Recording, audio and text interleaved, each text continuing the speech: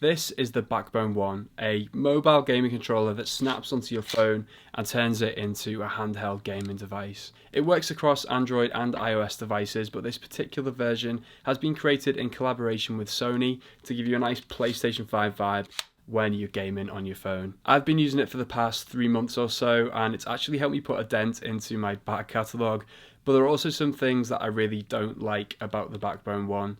So let's get into it. Despite the PlayStation branding, this version is compatible with any game that you can play on your mobile device, which supports a controller. Of course, the only games that are going to play natively on your phone are the ones you buy through Apple Arcade or the Google Play Store. If you do have a PlayStation, you'll be able to stream games through the Remote Play app, and you'll also be able to access Game Pass Ultimate and Steam Link if you want to stream games from there. You're responsible for buying your own games or subscriptions through those services, but Backbone does sweeten the deal by giving you access to some good free trials when you pick up a controller. Unfortunately, for all other versions apart from the PlayStation One, you get access to a Game Pass free trial. I'm assuming that this is part of the licensing deal with Sony, but it does leave a bad taste in your mouth if you're paying for the same product and you're just not getting access to one of the benefits. That means it better be a good design, right? So let's take a closer look at the controller itself. It is definitely impressive just how much this Backbone One controller resembles the PlayStation DualSense. They've been colour matched to perfection as far as I can tell, and even the buttons have been made in that transparent design style which looks straight off a Sony controller. The aesthetics alone really do lift that experience when you are playing a PlayStation game on your phone. But mechanically speaking, the DualSense is obviously way out of the Backbone One's league. The buttons themselves feel good, but they're going to be a very different experience to the PlayStation. They're a little bit more clicky, and of course when you get to that D-pad, you're not getting the hole punched out for each of the directional buttons. It also doesn't feel quite as hefty when you're dealing with the analog sticks, so you will have to kind of recalibrate yourself when you're playing a game through this. The triggers obviously can't hold a candle to those on the DualSense with those adaptive triggers, so you're going to have to make do with fairly clicky ones up there too. All in all, it's still a really comfortable controller to use, and it definitely doesn't feel any worse than, say, something like a Joy-Con, and simply being able to put your phone into this form factor can be really liberating. Being a parent, I really have to choose my moments when I can play video games, and being able to play my PlayStation through Remote Play in a handheld mode is the only way that I can get some games done. Portability, even just around my home, is the reason that I picked it up. You can of course still use a Backbone One when you're out and about, but in those moments I've never really enjoyed the idea of locking up my phone for gaming when I might need it for a WhatsApp or a phone call, and switching between apps is just not very fun. The Backbone One does support pass-through charging, so you can keep your phone topped up,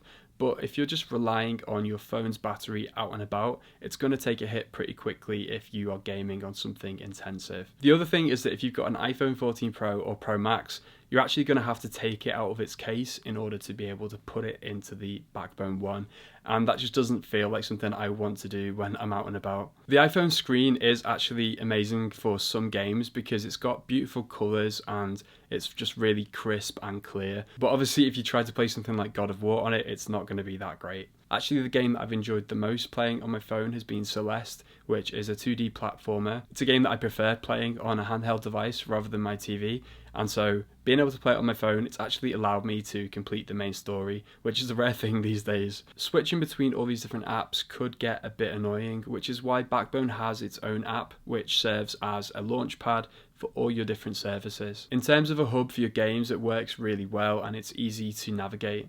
But something that I'm not too keen on is Backbone's subscription model, which locks away some features for people who are willing to pay a premium each year. When you buy your Backbone, you'll get a year's worth of this subscription for free, but after that it's about £39.99 to renew and keep access to those features. And when you actually add that onto your PlayStation Plus subscription, your Game Pass Ultimate subscription, you're going to reach a pretty large amount that you're outlaying every month just to be able to play games on the go. And what's worse with the Backbone app is that the features don't seem particularly compelling either. You get access to Discord Nitro and it allows you to stream your games to Twitch, but they feel like use cases that are more aimed at content creators than general users, and I'm not sure how many people are actually running Twitch channels from their mobile phone. I could be wrong. Backbone One is a pricey product to begin with. It's £99 just for the controller, which is already half of what a Switch Lite costs in the UK and almost a third of a Steam Deck. Throw in a subscription that actually costs twice as much as Nintendo Online per year,